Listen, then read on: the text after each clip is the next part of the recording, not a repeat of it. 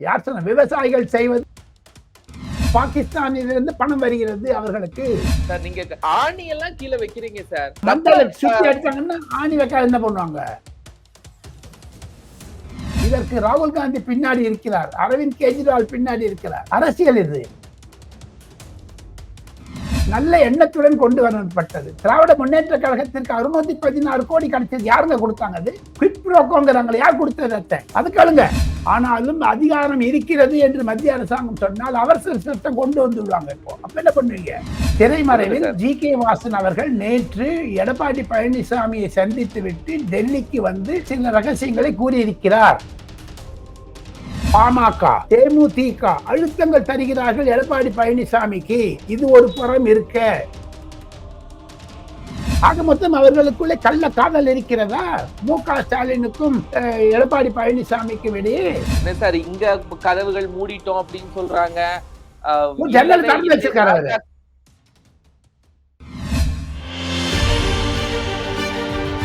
Black and white தமிழர்களுக்கு வணக்கம். அரசியல் சூத்திரம் நிகழ்ச்சிக்கு உங்களை வரவேற்கிறேன்.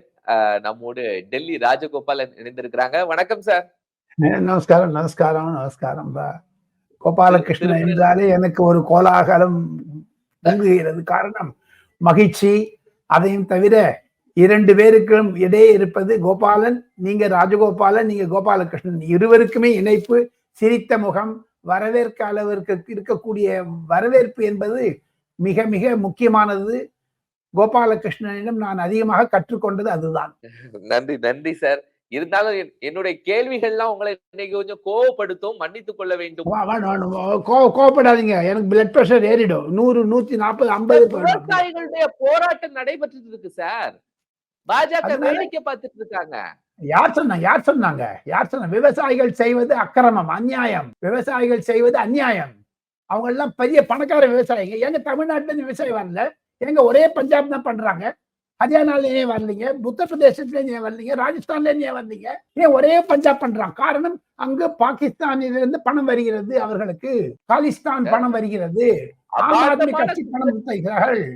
பின்ன சார் நீங்க ஆணி எல்லாம் கீழே வைக்கிறீங்க சார். ஆணி அவங்க மக்களை சுத்தி அடிச்சாங்கன்னா ஆணி வைக்க என்ன பண்ணுவாங்க?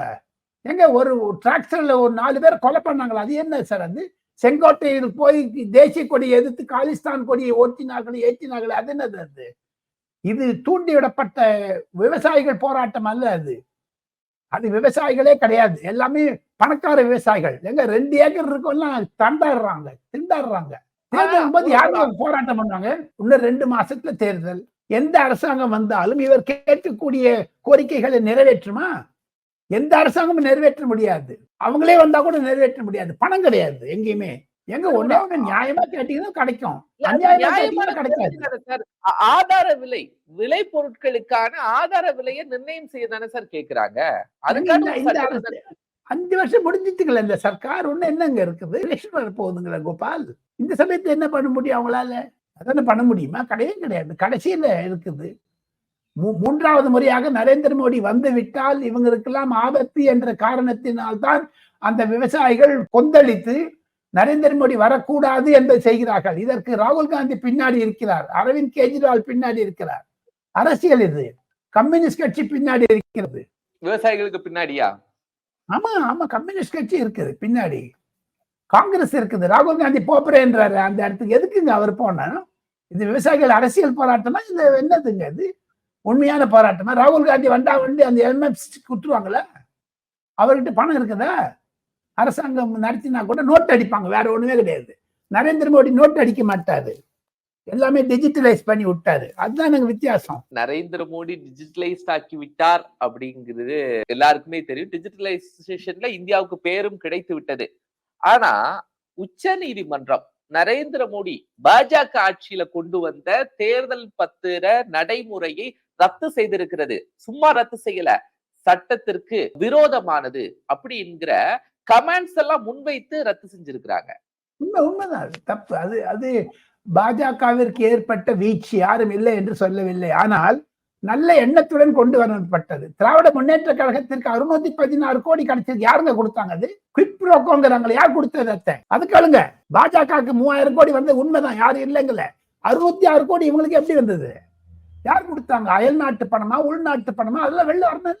ஆக மொத்தம் இதெல்லாம் நேற்று சுப்ரீம் கோர்ட்டில் கொடுத்த ஜட்ஜ்மெண்ட் என்பது நீதி அரசர்களால் கொடுத்த வரவேற்கத்தக்கது. ஆனால் அரசாங்கம் என்பது பொதுமக்களால் தேர்ந்தெடுக்கப்பட்டது. எப்படி மு.க. ஸ்டாலின் மீண்டும் மீண்டும் சொல்லுகிறாரோ, ஆளுநருக்கு அதிகாரம் இல்லை என்று, ஆனாலும் அதிகாரம் இருக்கிறது என்று மத்திய அரசாங்கம் சொன்னால் அவசர சட்டம் கொண்டு வந்து விடுவாங்க. இப்போ அப்ப என்ன பண்ணுவீங்க? நான் ஒண்ணு கேக்குறேன் சார். அவசர சட்டம்னு கொண்டு வந்துருவாங்க. ஆனா இந்த சட்டம் ரத்து செய்யப்பட்டிருக்கு. பாஜகவில இருந்து யாருமே கமெண்ட்ஸே கொடுக்க மாட்டேங்கிறாங்க சார். அரசாங்க தரப்பில் இருந்து கொடுக்கப்பட்டது. நேற்று ரவிசங்கர் பிரசாத் பேசினார் மற்றும் சில அமைச்சர்கள் பேசினார்கள். பொதுமக்களிடையே அமைச்சர்கள் பேசுகிறார்கள். இன்னும் கூடிய விரைவில் 1400 பக்கம் இருக்கக்கூடிய ஜட்ஜ்மெண்டில் படித்து ரசித்து அதற்கு சுருக்கங்கள் எல்லாம் எழுதி கொண்டிருக்கிறார்கள் அதிகாரிகள். இன்னும் ஓரிரு நாட்களில் அது வந்துவிடும். அப்பொழுது அரசாங்கம் தன்னுடைய கருத்தை தெரிவிக்கும். இது அருண்ஜேட்லி இருந்த போது கொடுந்ததுங்க. ரவிசங்கர் பிரசாத் மகிழ்ச்சி தெரிவிச்சிருக்க ரத்து செய்யப்பட்டது. ரவிசங்கர் பிரசாத் மகிழ்ச்சி தெரிவிச்சிருக்கிறாரா? ஆமா, மகிழ்ச்சி. அதாவது நாங்கள் மீண்டும் இதை அவசர சட்டமாக கொண்டு வருவோம் சொல்லியிருக்காங்க. அப்ப என்ன அர்த்தம்? வெளிப்படை தத்துவம் தேவை. யாரோ கம்யூனிஸ்ட்காரன் கேஸ் போட்டதுனால வந்ததுங்க, வேற ஒண்ணு இல்லைங்க. இவங்கெல்லாம் அந்த எப்பவுமே பப்ளிக் இன்ட்ரெஸ்ட் எஜுகேஷன் போடுற ஆளுங்கள்லாம் போட்டிருக்காங்க, வேற ஒண்ணுமே கிடையாது. உண்மைதான். அது பாஜகவிற்கு ஒரு வீழ்ச்சி, யாரும் இல்லை என்று சொல்லுவேன். எப்பவுமே இது ராமர் கோவில் கட்டியதனுடைய எதிர்வினைகளில் விவசாயிகள் போராட்டம், அந்த எதிர்கட்சிகள் ஆலோகலமாக கோலாகலமாக வரவேற்கக்கூடிய அந்த எலக்ட்ரல் பாண்டு. எங்க திரிணாமுல் காங்கிரஸுக்கும் திமுகவுக்கும் கிடைச்சி 6 கோடி, அதிமுக கிடைச்சது அவங்க 6 கோடி தான். ஆனா திமுகவிற்கு 616 கோடி, 74% கிடைச்சிருக்குது. எப்படி கிடைச்சது அவங்களுக்கு? யார் கொடுத்தாங்க? திமுக பத்தி கேட்க கூடாதா? அதில் ஊழல் என்று சொன்னால் எப்படி ஊழல் என்பதை நிரூபிக்க வேண்டும். ஆளுங்கட்சிக்கு கொடுக்கத்தான் கொடுப்பார்கள். ஒன்னே ஒண்ணு வச்சுங்க கோபால், இவங்க எல்லாம் ஸ்டேட் பேங்க்ல இருக்குது. அது 2000 ரூபாய்க்கு மேல போட்டா கேஷ் கொடுக்கலாம், 20,000 ரூபாய்க்கு மேல செக் கொடுக்கலாம்னு இருக்குது. அது ரூடு. ஒருவேளை ராஜகோபாலன் திமுகவிற்கு 20,000 ரூபாய் கொடுத்திருந்தால் என் பெயர் வந்துவிடும். ஆனால் காங்கிரஸ் கட்சிக்கு ஏன் அதிகமாக பணம் கொடுத்தீர்கள் என்று அரசாங்கம் கேட்டால், நாளையே மீண்டும் ராகுல் காந்தி ஆட்சிக்கு வந்தால் பாஜகவிற்கு ஏன் இவ்வளவு 6,000 கோடி கொடுத்தது கேள்வி கேட்க மாட்டாங்களா? அதை சொல்லுங்களேன். இன்னொன்னு, அதே சட்டத்தில் உங்களுக்கு ஒரு பாதுகாப்பு கொடுக்கப்பட்டிருக்கிறது. கோபாலகிருஷ்ணன் அதிமுகவிற்கோ திமுகவிற்கோ 10,000 கொடுத்தால் அந்த ரகசியத்தை காப்பாற்றுவோம் என்று. அப்ப ரகசியத்தை வெளில விட்டீங்கன்னா அப்ப என்ன இருக்குது உங்களுக்கு? உன்னேன்னு கேட்கிறேன் கோபால், திமுக 15 கோடி ரூபாய் கம்யூனிஸ்ட் கட்சி கொடுத்தாங்களே ஆன் ரெக்கார்டு, அது ஊழல் இல்லையா? அது டிரான்ஸ்பரன்சி ஏன் காமிக்கல? கம்யூனிஸ்ட் கட்சி எப்படி ஒப்புக்கொண்டார்கள் அந்த 15 கோடியை? அதெல்லாம் கேட்பாங்கல்ல. சோ விவாதம் பிரதிவாதம் இருக்கத்தான் செய்யும், அதற்கு இல்லை என்று சொல்லவில்லை. அது சுப்ரீம் கோர்ட்டினுடைய ஜட்ஜ்மெண்ட், ஒரு வெல்கம் பண்ணக்கூடிய ஜட்ஜ்மெண்ட் தான் பத்திரிகையாளர் நான் சொல்றேன். ஆனாலும் நாடாளுமன்றத்தில் ஓட்டு போட்ட பொழுது ஏன் பாஜகவிற்கு ஆதரவாக காங்கிரசும் திமுகவும் ஓட்டு போட்டால் சொல்லுங்க பாப்பா. கேட்டு இது அவங்ககிட்ட கேட்டுதான் சார் நம்ம செய்யணும். அதை தவிர இன்னொன்னு கோபால், இன்னொன்னு இதை தவிர நிறைய விஷயம் தமிழ்நாடு விஷயம் நடக்குது. அதெல்லாம் நான் சொல்லணும்னு ஆசைப்படுறேன். டெல்லியில நிறைய விஷயம் நடக்குது. திரைமறைவில் ஜி.கே. வாசன் அவர்கள் நேற்று எடப்பாடி பழனிசாமியை சந்தித்து விட்டு டெல்லிக்கு வந்து சில ரகசியங்களை கூறியிருக்கிறார். அதையும் தவிர ஜி.கே. வாசன் நரேந்திர மோடி அவர்களுக்கும் எடப்பாடி பழனிசாமி அவர்களுக்கும் இடையே தூது போகிறார். ஏங்க நீங்கெல்லாம் அவரை பேட்டி காண மாட்டேங்கிறீங்க? அவர் ரகசியத்தை வச்சிருக்காருங்க. எங்கிட்டே ஏன் கேட்டுட்டு இருக்கீங்க கோபாலகிருஷ்ணன்? பேட்டி எடுக்கணும்னு சொல்லியிருக்கீங்க. ஆமா, ஜி.கே. வாசன் பேட்டி எடுக்கணும். காரணம் என்ன என்று கேட்டால் அதிக ரகசியம் அவருக்கு தெரியும். நட்டா அவர்களிடம் பேசிக் கொண்டிருக்கிறார். அமித்ஷாவிடம் ஜி.கே. வாசன் பேசி இருக்கிறார். பிரதமர் நரேந்திர மோடியிடம் ஜி.கே. வாசன் சந்திக்க இருக்கிறார் நாளை மறுநாள் 17-18 தேதிக்கு டெல்லியில். அதையும் தவிர சென்னை வரக்கூடிய பிரதமர் நரேந்திர மோடிக்கு பல கருத்துக்களை பல இடமிருந்து வருகிறது. அதே சமயத்தில் மீண்டும் அதிமுக பாஜக உறவு வருவதற்கு பாஜக தரப்பிலிருந்து பாமக தேமுதிக அழுத்தங்கள் தருகிறார்கள் எடப்பாடி பழனிசாமிக்கு. இது ஒரு புறம் இருக்க, மறுபுறத்தில் எடப்பாடி பழனிசாமியும் மு.க. ஸ்டாலினும் ஒன்றாகி விட்டார்களா என்ற சந்தேகம் கூட வருகிறது.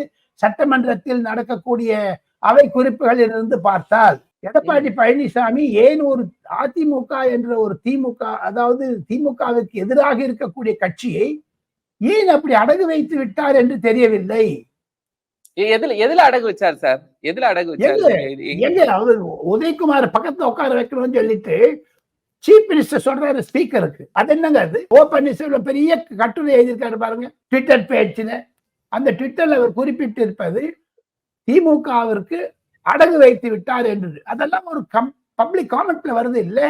சோ எடப்பாடி பழனிசாமி என்ன நினைச்சிட்டு இருக்காரு தெரியல. ஆர்பி உதயகுமாரை உட்கார வைக்கணும் அப்படிங்கிறது தொடர்ந்து எடப்பாடி பழனிசாமி வச்சுட்டு இருக்கக்கூடிய கோரிக்கை. அதை சபாநாயகர் நிறைவேற்றி இருக்கிறாரு. அதுக்கு அதிமுக எதை அடமான வச்சார் அவரு? அதுக்கே மு.க. ஸ்டாலின் ஒத்து போறாரு. அதுக்கு அவரே அவரி குறிப்பில் ஏற்றி வருகிறார் உதயகுமார் இருக்க வேண்டும் என்று. ஆக மொத்தம் அவர்களுக்குள்ளே கள்ள காதல் இருக்கிறதா? மு.க. ஸ்டாலினுக்கும் எடப்பாடி பழனிசாமிக்கும் இடையே இன்று அழைப்பை விடுத்திருக்கிறாரே பாஜகவை உள்ள விடக்கூடாது என்று. ஏன் ஜி.கே. வாசனுடன் பேசிக் கொண்டிருக்கிறார்? அதையும் தவிர எடப்பாடி பழனிசாமிக்கு ஆறுதலாக இருக்கக்கூடிய, அன்புடன் இருக்கக்கூடிய சில மணிகள் பாஜகவுடன் பேசிக் கொண்டிருக்கிறார்கள். ஏன் அது? தங்கமணி, அன்புமணி, அப்புறமா வேலுமணி, இவெல்லாம் ஏன் பேசுறாங்க? அதெல்லாம் திரைமறைவு பேசிட்டு இருக்காங்களா? இப்ப கூட எஸ்பி தங்கமணி பாஜகவோட பேசிட்டு இருக்காங்களா? ஆமா ஆமா, வானதி சீனிவாசனோட ஜி.கே. வாசனோட பேசிட்டு இருக்காங்க. எனக்கு தெரியாது. ஏன் இப்படி ரெட்டை வேடம் போடுகிறார்களோ தெரியவில்லையே. என்ன சார் இங்க கதவுகள் மூடிட்டோம் அப்படின்னு சொல்றாங்க. ஜன்னலை திறந்து வச்சிருக்காரு. அவர் ஒரு ஜன்னலை திறந்து வச்சிருக்காரு. அப்படி சும்மா அப்படி திறந்து வச்சிருக்காரு. கதவு மூடிட்டாரு, ஜன்னலை திறந்து வச்சிருக்காரு. எங்க சிறுபான்மையின் வாக்கு வங்கி திமுகவிலிருந்து வராது.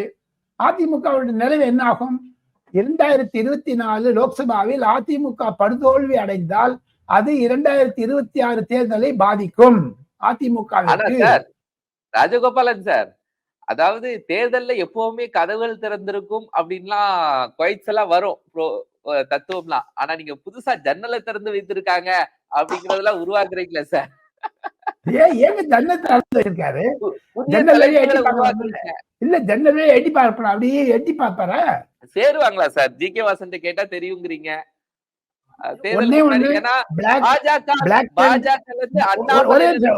கோபாலகிருஷ்ணன் ஒரே நிமிஷம். ஜி.கே. வாசனிடம் பிளாக் அண்ட் ஒயிட் தொலைக்காட்சி குபேந்திரனோ கோபாலகிருஷ்ணனோ பேட்டி எடுத்தால் கண்டிப்பாக உண்மை மலரும். எங்கிட்ட எனக்கு தெரியும் அந்த விஷயத்தெல்லாம் என்னங்கிறது. ஆனா அவர் வாயால வரட்டும். அந்த உண்மை தெரிஞ்ச போதுதான் ஷீட் ஷேரிங் நடக்கும். ஆமா, அந்த உண்மை தெரிஞ்ச போதுதான் ஷீட் ஷேரிங். அது வரைக்கும் ஷீட் ஷேரிங் இருக்காது. இப்போ பாமக தேமுதிகவினுடைய நிலை என்னமாக இருக்கும்? அதிமுகவுடன் போவார்களா, பாஜகவுடன் இருப்பார்களா? தமிழகத்திற்கு ஒரு நீதி, அகில இந்தியருக்கு ஒரு நீதி என்றால் நடக்கக்கூடிய தேர்தல் நாடாளுமன்றத்திற்கு. பிரதமராக முன்வழிபவர் நரேந்திர மோடியைத்தான். காங்கிரஸ் தரப்பிலிருந்து யார் பிரைம் மினிஸ்டர்? மு.க. ஸ்டாலின் சொல்லுங்க பார்க்கலாம். இப்போ என்ன அவங்க சைட்ல இருந்து யார முன்னாடி கொண்டு போறாங்க? அது வேற இருக்குது இல்லையா?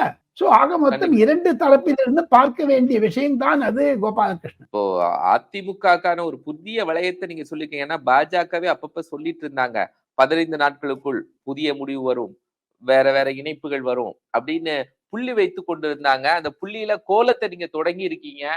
அது எப்படி இருக்கு அப்படிங்கிற நடக்கக்கூடிய விஷயத்தை தான் நான் சொல்லுகிறேன். நிறைய தகவல்களை பகிர்ந்து கொண்டிருக்கீங்க திரு ராஜகோபாலன். ரொம்ப மகிழ்ச்சி.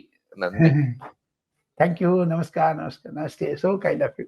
நேயர்களே, மற்றும் ஒரு நிகழ்ச்சியில் சந்திக்கிறேன். மகிழ்ச்சி.